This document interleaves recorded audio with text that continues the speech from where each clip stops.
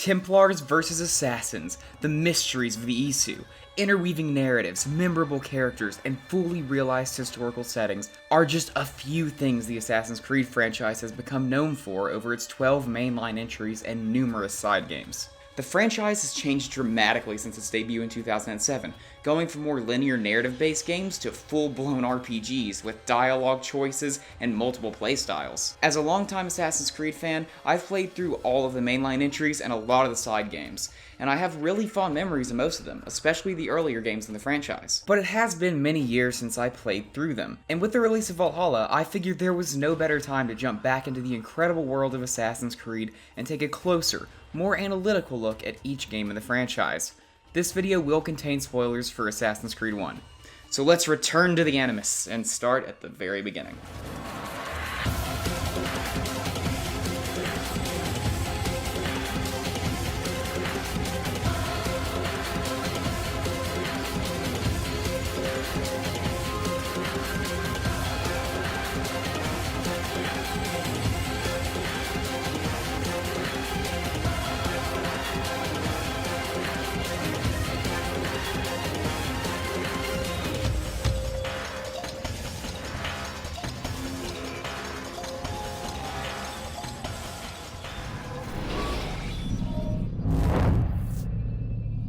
Set during the Third Crusade in the midst of the conflict between the European Crusaders led by King Richard and the forces of Salah ad-Din, the Sultan of Egypt and Syria. This game does a remarkable job of bringing this time period to life. While this first Assassin's Creed entry has many shortcomings we will discuss later in the video, I want to start on a positive note with this game's incredible world building and atmosphere. While this game has some fantastical elements such as the Pieces of Eden, it works really hard to try to ground itself in reality, to make it easy for you to become engrossed and immersed within this world, unlike some other games in the franchise.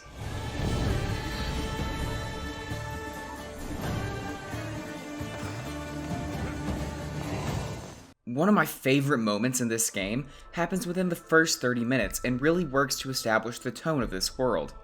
When an army led by Robert de Sabal, look, I'm going to try to do my best with the names here, but no promises. Anyway, when an army led by Robert de Sabal marches on the assassin fortress Altair along with two other assassins, performs the leap of faith in a display of how the assassins do not fear death. In reality, this is a way for Altair to sneakily get behind the army to spring a trap. But the remarkable thing about this moment is that one of the assassins performs the leap of faith wrong and ends up breaking his leg. I love this moment because it takes the leap of faith, which is a pretty ridiculous part of these games, especially when performed from insane heights, and grounds it in reality, showing that it isn't magic. It's a technique, and while it is extremely effective, it is also risky, and if done incorrectly, it can cost a person their life. Another example of this game feeling grounded is how Altair kills everyone he interrogates, even if they cooperate with him or are being coerced into working for the Templars, because he can't risk them warning his enemies of what he is planning. It's a small thing, but it establishes that the assassins aren't purely the good guys. There are layers of gray in this universe, and that is one of the most captivating parts of Assassin's Creed. Also, you can actually murder assassins in Massif. I don't know why you can do this, but you can. And all that's without mentioning the fact that the attention to historical accuracy also serves to ground this game in reality, and it makes its outlandish concepts far more believable. Like the fact that the assassins were an actual real organization. Obviously, many creative liberties were taken. In real life, the assassins were not a global organization started by Bayek of Siwa, but because there was a real order of assassins, it makes that claim far more believable. Throughout the course of the game, you will explore 5 key regions. Masyaf, the base of the Assassin Order, where Altair returns after each mission. Kingdom, the large open world area that connects the 4 main hubs, but it really isn't that important. Jerusalem, a place of religious significance to Christians, Muslims, and Jews alike, which has made it a melting pot for many different cultures and is controlled by Salah ad-Din. Acre, a port city that has been captured by King Richard and has strong European influences, and Damascus, a city whose culture has remained largely untouched by European influence. For the rest of this section, I'm going to focus mainly on the 3 cities of Acre, Damascus, and Jerusalem, as that's where the player will be spending most of their time. Each of these cities is divided into districts: the poor district, the middle district, and the rich district. Each city and each district feel entirely distinct from one another, from the architecture to the people to the enemies patrolling the streets. In Acre, you're surrounded by European architecture and European soldiers wearing gambeson, or covered in armor, each bearing the Templar cross or markings of King Richard. Outside the gates of Acre and in the poor district, the aftermath of the siege of Acre can be seen. Corpses are strewn across the district and many buildings are in ruin. While you are walking the streets, you will be accosted by beggars, and you will hear public speakers talk of the glories of reclaiming the Holy Land. The whole city has a very muted gray color scheme, which stands in stark contrast to Damascus, which is far brighter, with entirely different soldiers, architecture, and public speakers spinning a very different tale about the horrors of the Crusade, and praising Salah ad-Din for his courage in standing up to these invaders. Meanwhile, in Jerusalem, many cultures are forced together, with synagogues, mosques, and churches all coexisting within the city, and having a more diverse cast of people, and the influences of each culture can be felt. Each location also has music that feels very distinct from the others. While the music never reaches the same heights as some of the future games, it still does an incredible job of subtly differentiating each location. All of these cities are very densely packed and populated, with tons of ambient sounds and dialogue that serve to make this world feel alive. From public speakers to beggars to merchants just trying to sell their wares. Granted, it has been outdone by future games in the franchise, but for 2007, this was incredible, and it still holds up to this day. The enemy presence in cities can also be felt throughout your playthrough. You can hardly turn a corner without finding guards watching your every move. They roam the streets and are watching from the rooftops. While the menacing enemy presence is undermined by the fact that they aren't really a threat in combat, it's still really cool to see them all over the city, standing guard and harassing civilians. It really sells the fact that you are in hostile territory. The only really bad part about the world is the large amount of repeated dialogue that can completely break your immersion. I swear, they put 50,000 beggars in this game, and somehow came to the conclusion that having one voice actor do 2 voice lines would be more than enough. The result is this. I need money, sir. I'm poor and sick and hungry. I need money, sir. I'm poor and sick and hungry. I need money, sir. I'm poor and sick and hungry. I need money, sir. I'm poor. It gets annoying. The structure of this game also really complements the world building. You see, as you progress the story, you will go from city to city, but you don't explore the whole city in one go. You start in Damascus, then go to Acre, then Jerusalem, and then you go back to Damascus, and so on. This lets you grow attached to each setting, as each time you return, you get to explore a brand new part of the city and learn even more about it. To me, this game really is proof of the idea that less is more. Because they chose to focus on these 3 cities, they were able to give each of them a distinct personality and feel. If modern Ubisoft was to make this game again, they would include all of the Middle East. And while that might be cool, many of the locations would blend together, and I infinitely prefer the more focused and refined approach of creating 3 or 4 extremely memorable locations as opposed to 200 forgettable ones.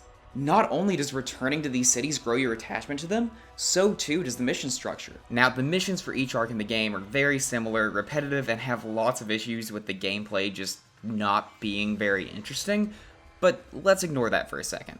Leading up to any assassination, you will gather intel on your targets. This is done by eavesdropping, pickpocketing, interrogating enemies, or helping fellow assassins. While these generally aren't very engaging from a gameplay perspective, these events don't feel super scripted. Instead, they feel very natural.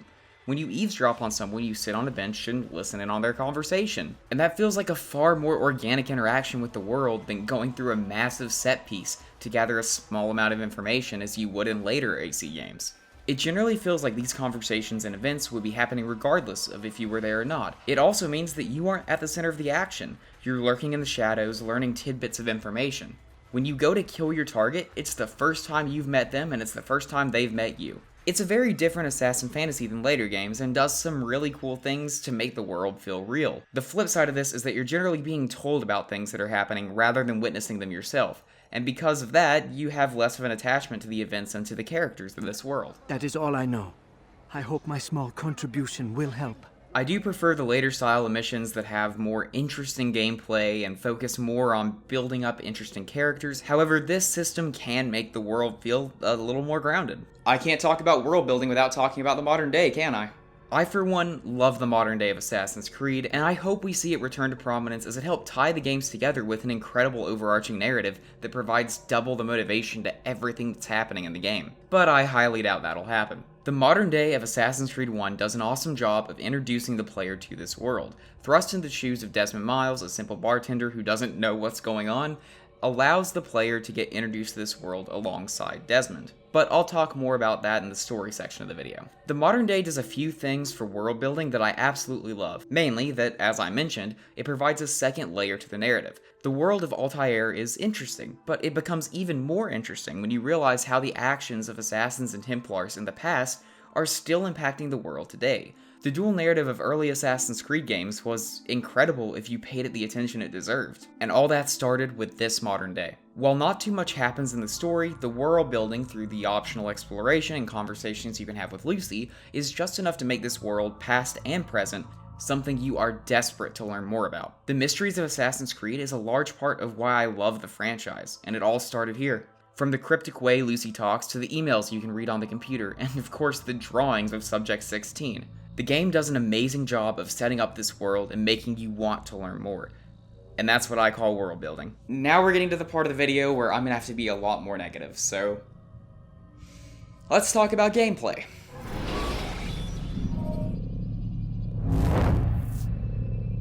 The gameplay of Assassin's Creed 1 is by far the worst part of the package. It hasn't aged well at all, and it wasn't even very good for the time it came out. The stealth is extremely underdeveloped. While it has some cool ideas, it's never able to execute them very well. The combat, while it can be enjoyable, is extremely shallow and repetitive. The parkour actually does hold up fairly well and makes me miss when we actually have parkour in Assassin's Creed. And the level design, while it has its moments, also tends to fall flat. But above all else, there is one thing that drags this experience down. Its controls. Heads up, I played on PC, I don't know if this criticism applies to console, I would be surprised if it didn't, but there's your disclaimer. Fun fact! Did you know you could drop assassinate in Assassin's Creed 1? Because I didn't. The game never tells you how to do it, or even that you can do it, and performing drop assassinations is wildly unreliable. When I first started playing the game again, I tried to do a drop assassination, and no matter what I pressed, it wouldn't work.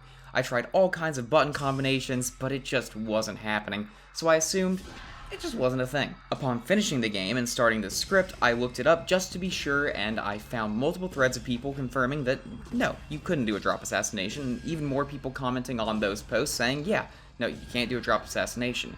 But there were a few people saying you could do it. So I booted up the game to find out, and sure enough, it's a thing. A poorly communicated thing with janky controls, but a thing nonetheless. In order to reliably be able to perform a drop assassination, you need to lock onto your target. Don't worry, we're going to talk about the lock-on feature in due time. But anyway, you lock onto your target, and then you have to enter high profile. And then you need to position yourself just right so that the game will let you air assassinate. And then you can do it. And oh my god, why is it this complicated? I get that future games improved on this, but there is absolutely no reason for it to be this convoluted. If I had known this was a thing, it would have made my life a lot easier.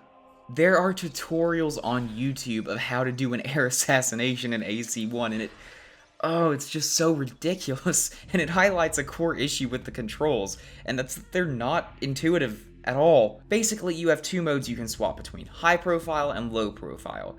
You enter high profile mode by holding down your right mouse button, and the actions that you have available to you change depending on which profile you are in. So, for example, if you are in low profile, pressing spacebar causes you to blend, but if you're in high profile, it causes you to free run. This means that in order to run at full speed, you need to be holding down the right mouse button, the spacebar, and the direction you want to go. This is just such an odd control scheme, and it causes so many issues throughout the game. Obviously, this is all stuff you can get used to over the course of your playthrough. However, that didn't stop me from accidentally trying to blend with the crowd when I was trying to make my daring escape. By far, my least favorite thing about the way this game controls is its lock-on system.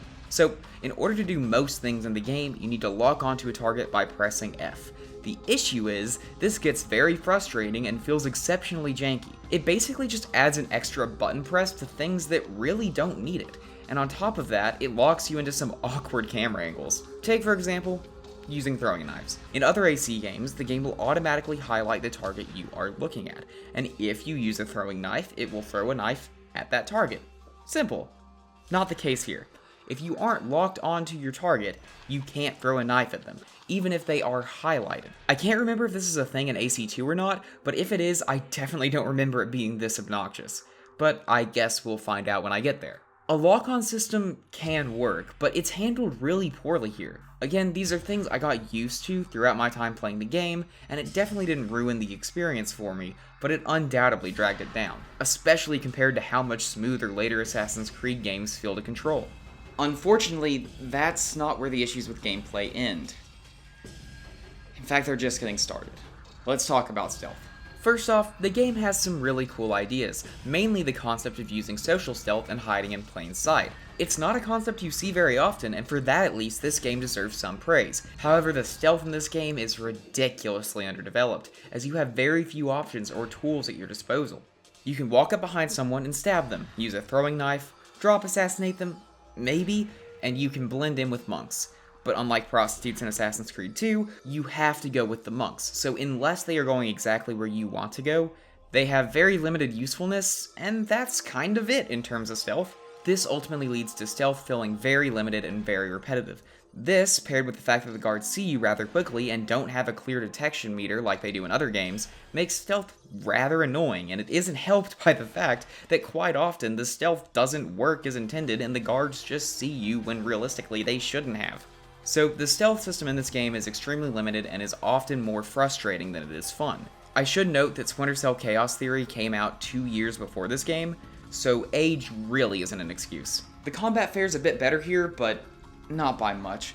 It's the same counter kill combat that you know from early Assassin's Creed games, and I'd honestly probably be fine with it if it wasn't such a huge part of the experience. Many scripted set pieces throw you into combat against large numbers of enemies, and after your first few battles, the combat just gets old. You just wait until an enemy attacks and then you counter kill them, and if you don't kill them, you knock them down and then you can just hit them then. You have more options with grabbing people and like heavy attacks and light attacks and all sorts of stuff, but it's not really useful when just counter killing is the way to go, and it makes everything a million times easier. Although the combat itself isn't very good, the animations are incredible. Altair cuts down his foes with so much style, I love it. It's enough to make you briefly forget that the combat system isn't very good. The combat isn't bad, it's just dull, which can be said for most Assassin's Creed games, but the difference is, other Assassin's Creed games have a decent stealth system to fall back on, so it's okay that their combat is lackluster. But sadly, that's not the case here. Okay, let's talk about the parkour, because this has gotten way too negative. The parkour is great. Obviously, it suffers from some of the control issues I mentioned before, and sometimes Altair has a mind of his own, but all in all, it's some pretty solid parkour. It feels really good to leap between the rooftops in this game, and man do I miss this being a part of Assassin's Creed. In the modern Assassin's Creed games, you can climb anything, which removes any thought from the parkour system.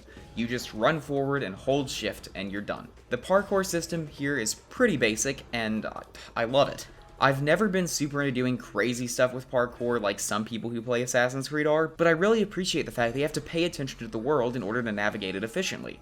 This isn't some crazy system that requires you to always pay attention, but you are rewarded if you look around and observe your surroundings, and I love that. I get way more immersed in the world because I actually care about what's in the world and I'm looking around. I love Origins, but I was never engaging with it like this because it just didn't matter. Going back to the old parkour system really makes me hope that we see a return to it in next-gen Assassin's Creed, but I guess only time will tell. Okay, that's enough of the positives. Let's talk about level design. Level design can be really good at times, mainly in assassination missions, but outside of that, it's quite bad, and there are certain key missions that are undermined by horrible level design. Let's look at a positive example first. The assassination of Jubilaire al-Hakam. Yet, I told you names were not gonna... While you're investigating this Templar, you learn that he wears the same robes as his followers, except he also wears a unique pouch that differentiates him from the others. So when in the mission you have to figure out which robed man he is, if you keep this in mind, you can track him down and kill him without much trouble.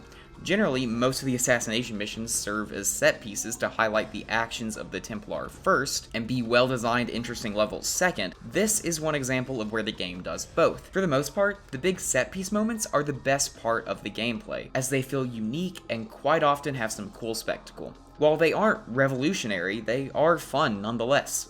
However, there are times that these big set pieces fail miserably, mainly in the final missions of the game, as they seem insistent on forcing you into combat against massive hordes of enemies. The best example of this is when Altair is rushing to stop an alliance between King Richard and Saladin against the assassins. Instead of a mission where you sneak around the massive armies in the area, you fight wave after wave of enemies, and for the penultimate mission of a game about being an assassin, it's underwhelming to say the least. Then, in the final mission, once you learn that your master was a bad guy the whole time, you rush back to Masyaf, only to find your fellow assassins brainwashed by the Apple of Eden, and then you have to sneak through your former base, hiding from assassins you once called friends. Just kidding. You fight like 30 at once, because why not? Again, just a really strange choice that undermines the ending. The final boss fight is nothing special mechanically, but the story behind it makes it memorable. I'll talk about that more in the story section. So the set pieces can be nice, but generally aren't anything too incredible, and can sometimes undermine pivotal moments in the narrative. So that's the set pieces. What about the build-up? The way this game works is that Al-Mualim tells you the name of a Templar tube that needs to be eliminated. You go to the district in which they operate and gather clues in order to form a plan of attack. In concept, it actually sounds pretty cool. In practice, however, minus the few world building positives I mentioned, it's not. All the missions you were doing have very little story behind them, and they just feel like side content. Eavesdropping just involves sitting down on a bench and pressing E. Pickpocketing is very easy, just blend right behind the target, and when he isn't looking, press shift and you're good. Interrogations are pretty cool thematically, resulting in you getting in a fist fight with a public speaker working for your target, but ultimately all play out the same and get rather boring, and helping an assassin is generally some kind of trial, be it assassinating some guards without getting detected, breaking some corrupt merchant stalls in a time limit, collecting flags in a time limit, or escorting your fellow assassin to safety. While these activities can be fun, they definitely are not main quest material, and get very repetitive by the end of the game. The information you gather from the missions is more often than not pretty inconsequential as well, and you're just gathering it in order to access the assassination mission. I didn't realize this on my first playthrough way back when, but you can actually look at the notes and maps you collect, and they have drawings of guard routes and positionings. Sadly, they're hidden behind menus, and the game isn't hard enough and doesn't have deep enough systems for anything you find to really change the way you approach a mission in a meaningful way. I could see a concept like this being applied to Unity's black box assassination missions, where you would unlock secret paths and ways to pull off the assassination by doing side content around the district. It could be really cool, but here it just isn't. I guess that brings me to the side content of this game, but it's so bad it's hardly worth mentioning. You have three main types of thrilling side content. 1. Saving citizens, which just entails killing a few guards. This turns the citizen into either a group of vigilantes, which slow down any guards chasing you, or a group of monks that you can blend with. Which is actually a pretty great concept, but in practice, it just really isn't worth the hassle. 2. Killing Templars. There are random Templars scattered across the map, and you have to find them and kill them. However, there's no way to see where they are without using a guide, so good luck trying to find them. And 3, I saved the best for last. You can collect flags. Hundreds and hundreds of flags that also can't be marked on your map endgame and require a guide. Just don't do these. I did it as a kid, and it was an awful experience. So yeah, the gameplay definitely holds this game back and can really take away from key moments. Most of the assassination missions are fun, but their concepts have been executed way better in other AC games. While the gameplay is tolerable, it definitely illustrates just how much this game is being carried by its world building and narrative. Speaking of narrative, the story of Assassin's Creed 1 follows Desmond Miles, a bartender who's been kidnapped by Abstergo, the company that is the public face of the Templar organization. He's forced to relive the memories of his ancestor Altair through the Animus, in order to find the location of ancient artifacts called Pieces of Eden. While in the Animus, we follow Altair, an arrogant assassin whose mistakes end up costing the lives of many of his fellow assassins, and therefore he is stripped of his rank and has to re-earn his place within the Creed. He learns of the Templar Order and tracks them down, only to realize his master, Al-Mualim, has been making a play for power since the beginning. Upon confronting his master, he comes into contact with an Apple of Eden, which reveals the location of many more Pieces of Eden across the globe, just the information that the modern-day Templars were looking for. After finding this memory, Desmond unlocks the ability to use eagle vision through the bleeding effect, and is able to see some crazy drawings on the wall of his room. With mysterious drawings everywhere and the Templars beginning their search for the pieces of Eden in the modern day, the game ends with a massive cliffhanger that would lead us into Assassin's Creed 2. So that's the main story of Assassin's Creed 1, and there's one thing that really strikes me about it. The world's the main character.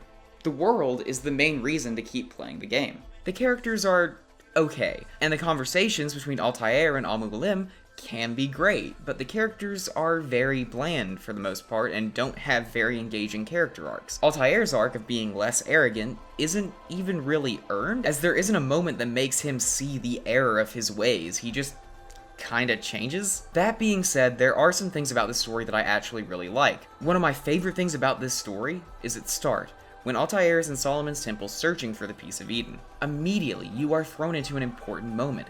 Mysteries are set up around the piece of Eden, and you are introduced to the tenets of the Creed as Altair breaks each one. You are introduced to Robert, the main Templar, and you see Altair get punished for his actions. On top of that, the whole plot of someone losing their rank and having to relearn everything, despite being a trope, works really well here, and I actually quite enjoy that progression.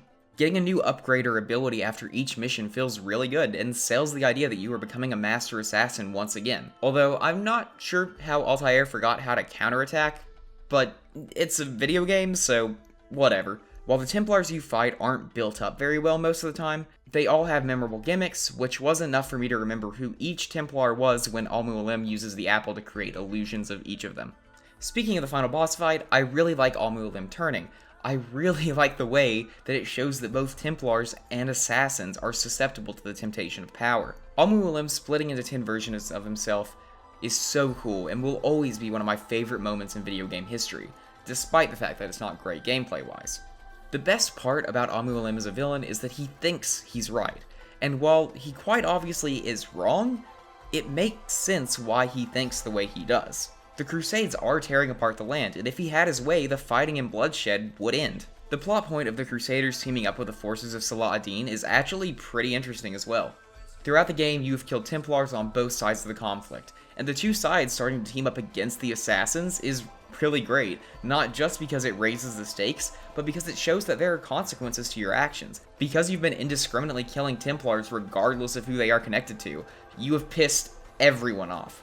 Even people who know nothing about the Templar and Assassin conflict. It's a small thing, but I really enjoyed this plot point. I honestly was expecting to be a little bit more negative on the story, but it really does have a simple charm to it. It has some really good ideas, and it executes them fairly well. It's not perfect, and the later games have better stories, but it has its charm. However, there is one thing that I absolutely have to criticize when it comes to the story of this game, and that's its presentation. While the writing and events in the story have some great moments, the presentation consistently lets them down. A lot of the dialogue is delivered from very static camera angles. While in these quote-unquote cutscenes, you can cut between different camera angles manually, but you normally will just pick one and stick to it, as cutting between them doesn't feel natural at all. And when the game does decide to be cinematic, it also fails pretty miserably. And it's not even because the camera angles or movements are bad. The way it works is that you have to press a button whenever you see this Animus glitch thing happen in order to change the camera angle, which means you can't sit back and enjoy a cutscene. You have to be ready to press a button in order to get a cinematic experience. It's exceptionally stupid, and I have no clue who thought this was a good idea. It doesn't ruin the story, but it definitely takes away from key moments. Other than that, the presentation is mostly pretty good. Altair is very monotone and isn't a big fan of inflecting, and some voice lines are clearly recorded on different microphones to the point of it being jarring. The best example of this audio quality sounding bad is probably the beggars. But I need money, sir. I'm poor and sick and hungry. Sorry about putting you through that again. These issues are relatively easy to overlook though. All in all, the story isn't anything incredible, but what it becomes in future games truly is. While it won't blow you away, this story has some great moments, and when combined with the world building, was more than enough to keep me motivated throughout the game's runtime. And moments like Al-Mualim using the Apple of Eden are iconic. Overall, the first Assassin's Creed game is a very, very mixed bag. It has janky gameplay that is very limited and has not aged gracefully in the slightest, and yet it has some incredible world building that truly immerses you. It has a narrative that more than justifies its runtime and has some truly great moments. And of course, I can't ignore the incredible universe this game established. And I think that's this game's legacy. Not its awful controls or poorly designed missions, but rather the incredible world it created. A world that will be built on for many, many games to come. But that's a video for another day.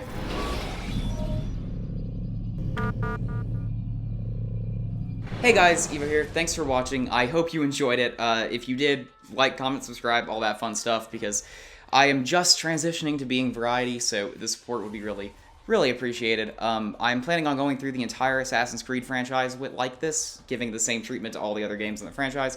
I'm really looking forward to it. I can't wait to jump into AC2. Also, I forgot to say this while I was recording, but if you want to see me play through these games live, I have a live streaming channel called Evo Live. It's probably on the screen right now, but yeah, okay, back to the video. But yeah, if you guys have any feedback on this video, what you liked, what you didn't like, please let me know in a comment down below. I'm definitely going to try to improve this format as I do it to all the other games. So thank you so much for watching, and like, comment, subscribe, all that fun stuff, and I will see you guys in Assassin's Creed 2.